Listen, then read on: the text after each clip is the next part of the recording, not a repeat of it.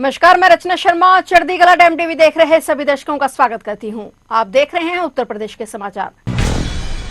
उत्तर प्रदेश की राजधानी लखनऊ के अलीगंज इलाके में सोमवार को 3 मंजिला व्यावसायिक इमारत में आग लगने के कारण झुलसने में कम से कम 15 लोगों की मौत के कारण हर कोई सन्न हो गया है। इस मामले की जांच के लिए मुख्यमंत्री योगी आदित्यनाथ के निर्देश पर 2 सदस्यीय विशेष जांच दल एसआईटी का गठन किया गया है। मुख्यमंत्री ने देर रात हुई उच्च स्तरीय बैठक में एसआईटी के गठन के आदेश दिए। बैठक के बाद बयान के अनुसार एसआईटी में पर्यटन, धर्मार्थ और संस्कृति विभाग के अपर मुख्य सचिव अमृत अभिजात और लखनऊ जोन के अपर पुलिस महानिदेशक प्रवीण कुमार को शामिल किया गया है और इसे 7 दिन में रिपोर्ट सौंपने को कहा गया है। प्रशासन हादसे के कारणों और संभावित लापरवाही की जिम्मेदारी तय करने के लिए कई स्तरों पर जांच कर रहा है। इससे पहले योगी सरकार का कड़ा एक्शन देखने को मिला। इस मामले में अब तक 4 अधिकारी निलंबित किए जा चुके हैं, जबकि 4 आरोपी भी गिरफ्तार किए गए हैं। इसके अलावा 6 जिम्मेदार लोगों पर एफआईआर दर्ज की गई है। सीएम योगी आदित्यनाथ ने मृतकों के परिजनों को 5-5 लाख रुपए की आर्थिक सहायता की घोषणा की है। साथ ही मामलों में घायलों को 50-50 हजार रुपए की आर्थिक मदद का ऐलान किया है। प्रधानमंत्री नरेंद्र मोदी ने भी इस घटना में लोगों की मौत पर दुख जाहिर करते हुए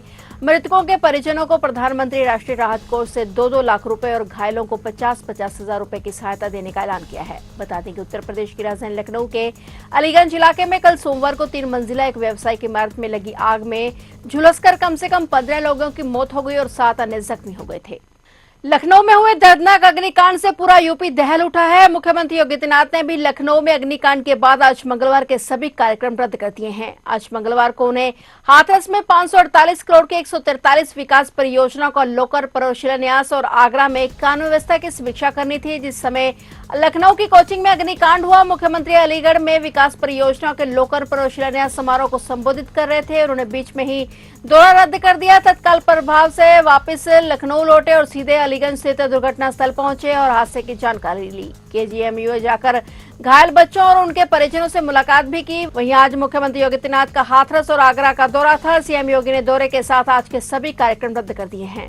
अयोध्या में राम मंदिर के चढ़ावे की चोरी के मामले में सोमवार को हाईकोर्ट की लखनऊ पीठ में सुनवाई नहीं हो सकी। अब इस मामले में दाखिल जनहित याचिका पर 24 जून को सुनवाई संभावित है। याचिका में मामले की जांच सीबीआई या किसी स्वतंत्र एजेंसी से कराने और कैग से कराने की मांग की गई है। यह याचिका न्यायमूर्ति पंकज भाटिया और न्यायमूर्ति अमिताभ कुमार राय की ग्रीष्म अवकाश कालीन खंडपीठ के समक्ष सुनवाई के लिए सूचीबद्ध थी और समय की कमी के कारण अदालत इस पर सुनवाई नहीं कर सकी और अब 24 जून को सुनवाई हो सकती है। अधिवक्ता मोहित शोक द्वारा दाखिल याचिका में अयोध्या के श्री राम मंदिर में चढ़ावे में आने वाले धन के कथित गबन की जांच सीबीआई या किसी स्वतंत्र एजेंसी से कराने की मांग की गई और इसके साथ ही कैग से पूरे मामले का ऑडिट कराए जाने का भी अनुरोध किया गया। प्राण प्रतिष्ठा कार्यक्रम के बाद 2 साल में राम मंदिर में 4 बड़े विवाद सामने आए। मामलों में ट्रस्ट के पदाधिकारियों और प्रबंधन की कार्यशैली पर सवाल खड़े होते रहे, लेकिन किसी भी मामले में कोई बड़ी कार्रवाई नहीं की गई और इस बार हुए चढ़ावा चोरी मामले ने तूल पकड़ लिया है। क्योंकि इसमें सीधा जुड़ाव श्रद्धालुओं से है, इसलिए हर तरफ इसकी चर्चा हो रही है।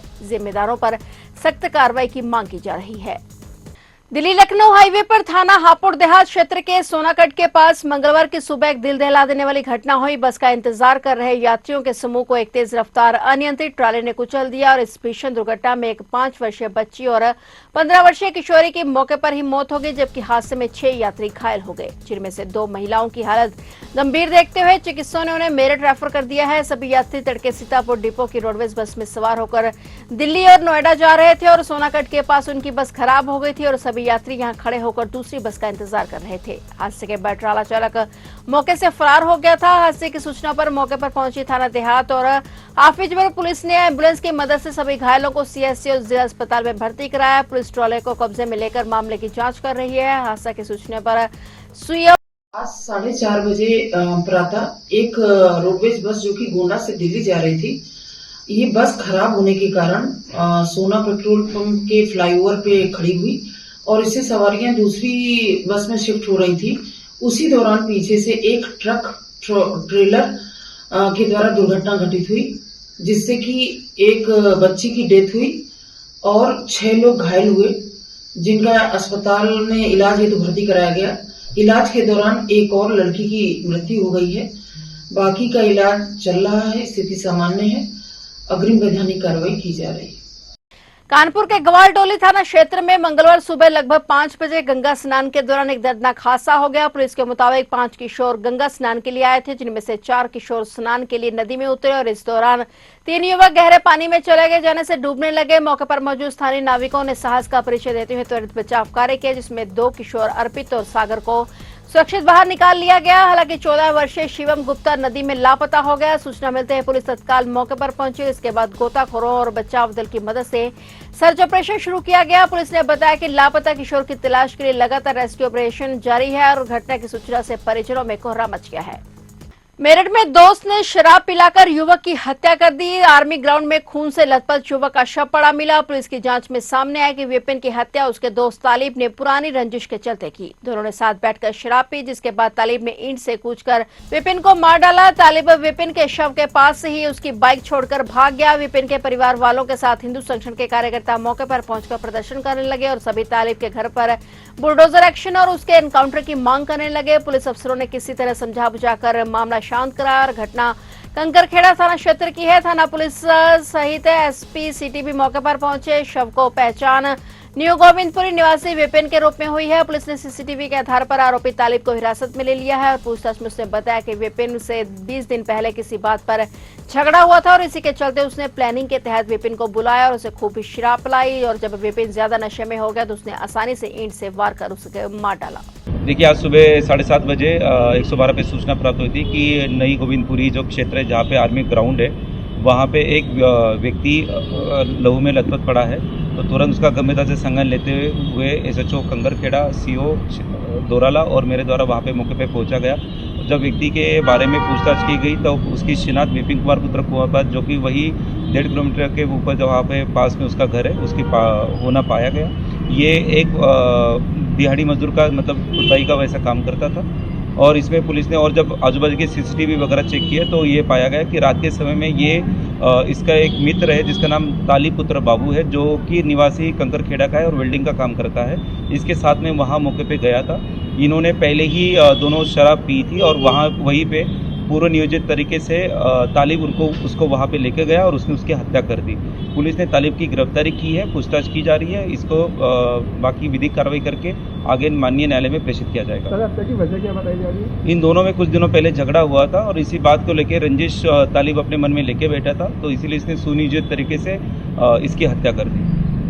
बरेली सेंट्रल जेल में उम्र कैद की सजा काट रहा एक बंदी फरार होने से हड़का मच गया। घटना सामने आते ही डीजी जेल पीसी मीना ने 7 अफसरों और कर्मचारियों को सस्पेंड कर दिया है। वरिष्ठ जेल अधीक्षक अविनाश गौतम के खिलाफ विभागीय कार्रवाई के लिए रिपोर्ट शासन को भेजी गई है। नाबालिग से दुष्कर्म में उम्र कैद की सजा काट रहा दिनेश कुमार सेंट्रल जेल से फरार हो गया और उसे खेतों में काम करने के लिए बैरक से निकाला गया था। इस दौरान निगरानी के लिए जेल का स्टाफ तैनात रहता है, मगर कैदी उनका लापरवाह रवैया भांप चुका था। वह 5 जेल वार्डर समेत 10 कर्मचारियों की आंखों में धूल झोंक कर भाग गया और इस प्रकार में लापरवाही पर jailer, deputy jailer, head jail warder को निलंबित कर दिया गया और सभी के विरुद्ध विभागीय जांच भी बिठाई गई है। ये कार्रवाई डीआईजी जेल की रिपोर्ट प्रशासन से की गई है और पुलिस की 4 टीमें जेल के आसपास और अमरोहा तक दौड़ी, मगर दिनेश का कोई सुराग नहीं लगा। जेल और आसपास की सीसीटीवी कैमरों की फुटेज भी निकलवाई गई है और उसके विरुद्ध जेल प्रशासन की ओर से इज्जत नगर थाने में प्राथमिकी दर्ज कराई गई है।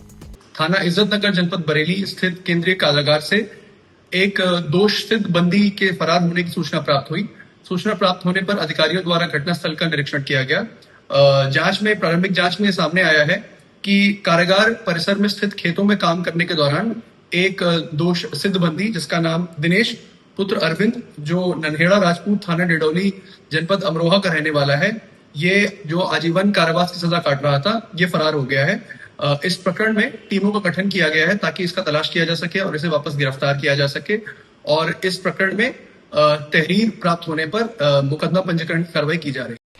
मुजफ्फरनगर के थाना सिविल लाइन पुलिस और एसओजी टीम ने एक बड़ी कार्रवाई करते हुए 4 राज्यों में वांटेड 25,000 रुपए के इनामी अपराधी सतपाल उर्फ सत्तू को मुठभेड़ के दौरान गिरफ्तार कर लिया। मुठभेड़ में बदमाश के पैर में गोली लगी, जबकि उसकी फायरिंग से एक सब इंस्पेक्टर और एक सिपाही भी घायल हो गए। पुलिस के मुताबिक 19 जून को तितावी क्षेत्र निवासी एक व्यक्ति ने अपनी नाबालिग बेटी के अपहरण की रिपोर्ट थाना सिविल लाइन में दर्ज कराई थी और मामले की गंभीरता को देखते हुए वरिष्ठ पुलिस अधीक्षक संजय कुमार वर्मा ने 10 टीमों का गठन किया था और करीब 1000 सीसीटीवी कैमरों का फुटेज खंगालने के बाद पुलिस को आरोपी की गतिविधियों की जानकारी मिली। वामनहेड़ी रोड की रोड पर वाहन चेकिंग के दौरान पुलिस ने एक संदिग्ध औरा कार को रोकने का प्रयास किया और खुद को गिरते देख कार सवार बदमाश ने पुलिस टीम पर फायरिंग कर दी। जवाबी कार्रवाई में बदमाश घायल हो गया, उसे गिरफ्तार कर लिया गया। एसपी सिटी अमृत जैन ने बताया कि पुलिस ने अपहृत नाबालिग को भी सकुशल बरामद कर परिजनों को सौंप दिया है।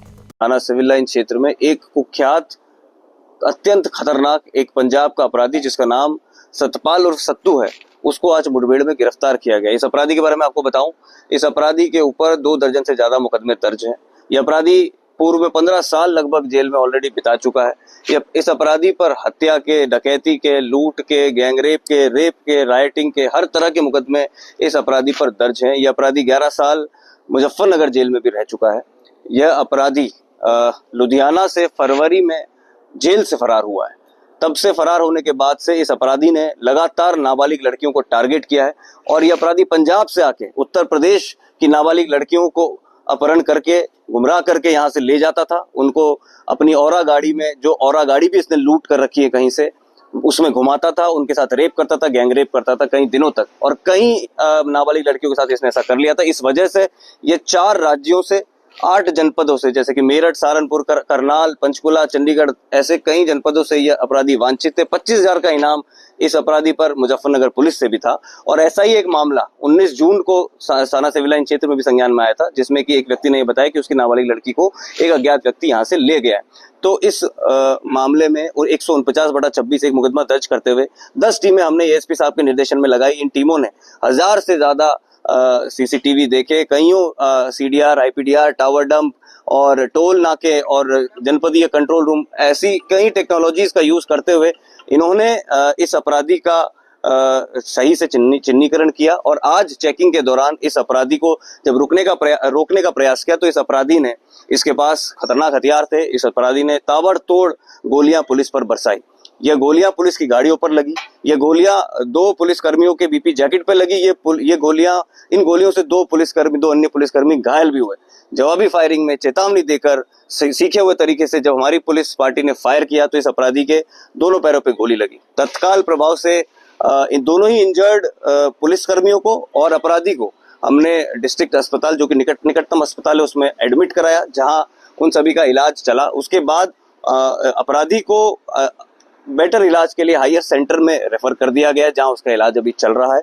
और इसमें आगे फील्ड यूनिट को बुला लिया गया है और एक और मुकदमा दर्ज करके इसमें आगे की विधिक कार्रवाई इसमें प्रश्न। फिलहाल उत्तर प्रदेश के समाचारों में इतना ही, और नए समाचारों के साथ फिर से हाजिर होंगे। तब तक के लिए देखते रहिए चढ़ती कला टाइम टीवी और अब मुझे दीजिए इजाजत। धन्यवाद।